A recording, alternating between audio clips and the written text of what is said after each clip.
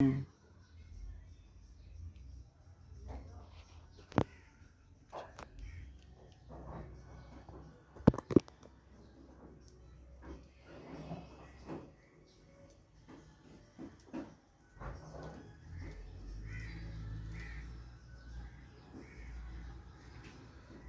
शिव का नारद जी के द्वारा सब देवताओं को निमंत्रण दिलाना, सबका आगमन तथा शिव का मंगलाचार एवं ग्रह पूजन आदि करके कैलाश से बाहर निकलना। नारद जी ने बोले, विष्णु शिष्य महाप्राज्ञ तथा विधाता, आपको नमस्कार है। कृपा निधे, आपके मुँह से यह अद्भुत कथा मुझे सुनने को मिली है। अब मैं भगवान चंद्रमौली के परम मंगलमय तथा समस्त पाप राशि के विनाशक वैवाहिक चरित्र को सुनना चाहता हूँ। मंगल पत्रिका पाकर महादेव जी ने क्या किया, परमात्मा शंकर की वो दिव्य कथा सुनाइए। ब्रह्मा जी ने कहा, बेटा तुम बड़े बुद्धिमान हो, भगवान शंकर के उत्तम यश को सुनो। मंगल पत्रिका पाकर भगवान शंकर ने जो कुछ किया वो बताता हूँ। भगवान शिव उस मंगल पत्रिका को प्रसन्नता पूर्वक हाथ में लेकर हृदय में बड़े हर्ष का अनुभव करते हुए हंसने लगे। फिर उन भगवान ने उसे लाने वाले का सम्मान किया। तत्पश्चात उसे बांधकर विधि पूर्वक स्वीकार किया। इसके बाद हिमाचल के यहाँ से आए हुए लोगों को बड़े आदर सम्मान के साथ विदा किया। तदनंतर उन मुनियों से कहा, आप लोगों ने मेरे शुभ कार्य का भलीभांति संपादन किया। अब मैंने विवाह स्वीकार कर लिया है, अतः आप लोगों को मेरे विवाह में आना चाहिए। भगवान शंकर का यह वचन सुनकर वे ऋषि बड़े प्रसन्न हुए और उन्हें प्रणाम एवं उनकी परिक्रमा करके अपने परम सौभाग्य की सराहना करते हुए अपने धाम को चले गए। मुने तदनंतर महालीला करने वाले देवेश्वर भगवान शंभु ने लोकाचार का सहारा ले तत्काल ही तुम्हारा स्मरण किया। तुम अपने सौभाग्य की प्रशंसा करते हुए बड़ी प्रसन्नता के साथ वहां आए और मस्तक झुका प्रणाम कर हाथ जोड़ विनीत भाव से खड़े हो गए। तब भगवान शिव ने कहा, नारद, तुम्हारे उपदेश से देवी पार्वती ने बड़ी भारी तपस्या की और उससे संतुष्ट होकर मैंने उन्हें यह वर दिया कि मैं पति रूप से तुम्हारा पानी ग्रहण करूंगा। पार्वती की भक्ति देखकर मैं उनके वश में हो गया हूँ, इसीलिए उनके साथ विवाह करूंगा। सप्तऋषियों ने लग्न का साधन और शोधन कर दिया है, अतः आज से 7वें दिन मेरा विवाह होगा। अब उस अवसर पर लौकिक रीति का आश्रय ले मैं महान उत्सव करूंगा।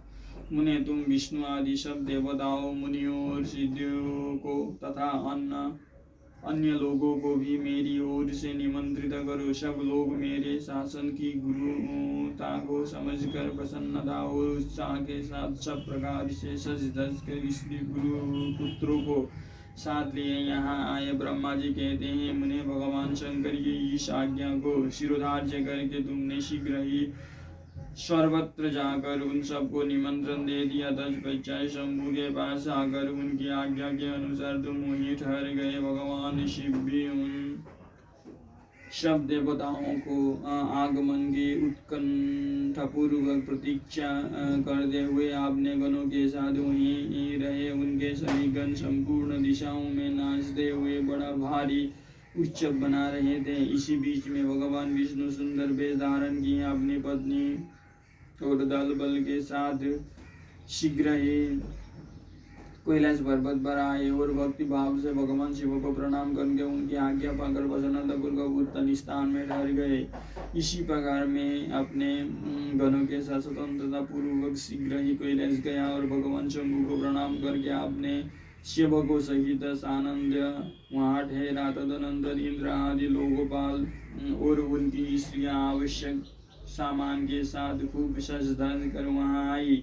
वे सब के सब उत्सव मना रहे थे। तत्पश्चात मुनि, नाग, सिद्ध, उपदेवता तथा अन्य लोग भी निमंत्रित हो उत्सव मनाते हुए वहाँ आए। उस समय महेश्वर ने वहाँ आए हुए सब देवता आदि का पृथक पृथक हर्ष से स्वागत सत्कार किया। फिर तो कैलाश पर्वत पर बड़ा अद्भुत और महान उत्सव होने लगा। देवांगनाओं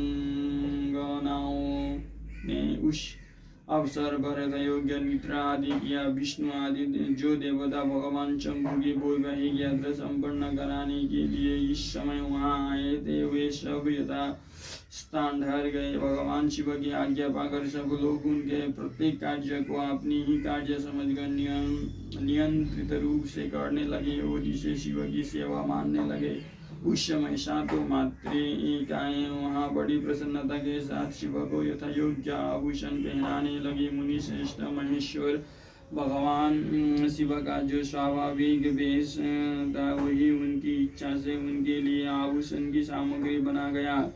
उस समय चंद्रमा स्वयं उनके मुकुट के स्थान पर आ विराजे। उनका जो सुंदर ललाट बढ़ती तीसरा नेत्र वही शुभ तिलक बन गया। उन्हें कानों के आभूषणों के रूप में जो दो सर्प बताए गए हैं वो नाना प्रकार के रत्नों से युक्त दो कुंडल बन गए। अन्य अंगों में स्थित सर्प उन अंगों के अति रमणीय नाना रत्नमय आभूषण हो गए। उनके शरीर में जो भस्म लगा हुआ था वही चंदन आदि का अंगराग बन गया और उनके जो गज चर्म आदि परिधान थे वे सुंदर दिव्य दुकुल बन गए। इस प्रकार उनका रूप इतना सुंदर हो गया कि उनका वर्णन करना कठिन है। वे साक्षात ईश्वर तो थे ही, उन्होंने पूरा ऐश्वर्य प्राप्त कर लिया। तदनंतर समस्त देवता यज्ञ दानव नाग पक्षी अप्सरा और महर्षि गण मिलकर भगवान शिव के समीप गए और महान उत्सव मनाते हुए प्रसन्नता पूर्वक उनसे बोले, महादेव महेश्वर, आप महादेवी गिरिजा को यहाँ लाने के लिए हम लोगों के साथ चलिए हम पर कृपा कीजिए। तत्पश्चात विज्ञान से प्रसन्न हृदय वाले भगवान विष्णु ने भगवान शंकर को भक्तिभाव से प्रणाम करके उपयुक्त प्रस्ताव के अनुरूप ही बात कही। भगवान विष्णु बोले, शरणगत वत्सल देव महादेव प्रभु, आपने भक्तजनों का कार्य सिद्ध करने वाले हैं, अतः मेरा एक निवेदन सुनिए। कल्याणकारी शंभु, आप ब्रह्मसूत्रोक्त विधि के अनुसार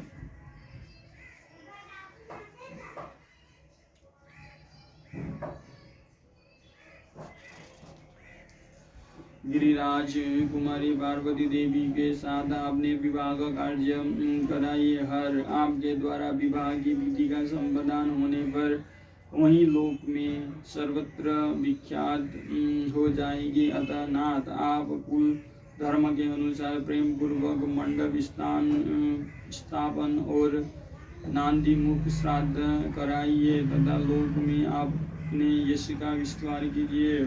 ब्रह्मा जी कहते हैं, नारद भगवान विष्णु के ऐसा कहने पर लोकचार परायण परमेश्वर शंभु ने विधि पूर्वक सब कार्य किया। उन्होंने सारा आम्बोदयी कार्य कराने के लिए मुझको ही अधिकार दे दिया था। अतः वहाँ मुनियों को साथ ले मैंने आदर और प्रसन्नता के साथ वहाँ सब कार्य संपन्न किया। महामुने, उस समय काच्यप, अत्रि, वशिष्ठ, गौतम, भागुरी, गुरु, कण्व, बृहस्पति, शक्ति, जमदग्नि, पराशर, मार्कंडेय, शिलापा, गरुणापाल, अकृतश्रम, अगस्त्य, च्यवन, गर्ग, शिला, दधीचि, उपमन्यु, भरद्वाज, अकृतवर्ण, पिंपलाद, कुशिक, तथा शिष्य सहित व्यास वे और दूसरे बहुत से ऋषि जो भगवान शिव के समीप आए थे, मेरी प्रेरणा से विधि पूर्वक वहाँ अभ्युदयनी कर्म करने लगे। वे सब वेदों के पारंगत विद्वान थे। अतः वैदिक विधि से वैवाहिक मंगलचार करके ऋग्वेद, यजुर्वेद और सामवेद के विविध उत्तम सूक्त द्वारा महेश्वर की रक्षा करने लगे। उन सब ऋषियों ने बड़ी प्रसन्नता के साथ बहुत से मंगल कार्य कराए। मेरी और शंभु की प्रेरणा से उन्होंने विघ्नों की शांति के लिए प्रीति पूर्वक ग्रहों का और समस्त मंडल वर्ती देवताओं का पूजन किया। वो सब लौकिक वैदिक कर्म यथोचित रीति से करके भगवान शिव बहुत संतुष्ट हुए और उन्होंने प्रसन्नता पूर्वक ब्राह्मणों को प्रणाम किया। तदनंतर वे सर्वेश्वर महादेव देवताओं और ब्राह्मणों को आगे करके उस गिरिश्रेष्ठ कैलाश के हर्षपूर्वक निकले। कैलाश से बाहर जाकर देवताओं और ब्राह्मणों के साथ भगवान शंभु जो नाना प्रकार की लीलाएं करने वाले हैं सानंद खड़े हो गए। उस समय वहाँ महेश्वर के संतोष के लिए देवता आदि ने मिलकर बहुत बड़ा उत्सव मनाया। बाजे बजे तथा गान और नृत्य हुए। अगले अध्याय में पढ़ेंगे भगवान शिव का बारात लेकर हिमालय पुरी की ओर प्रस्थान।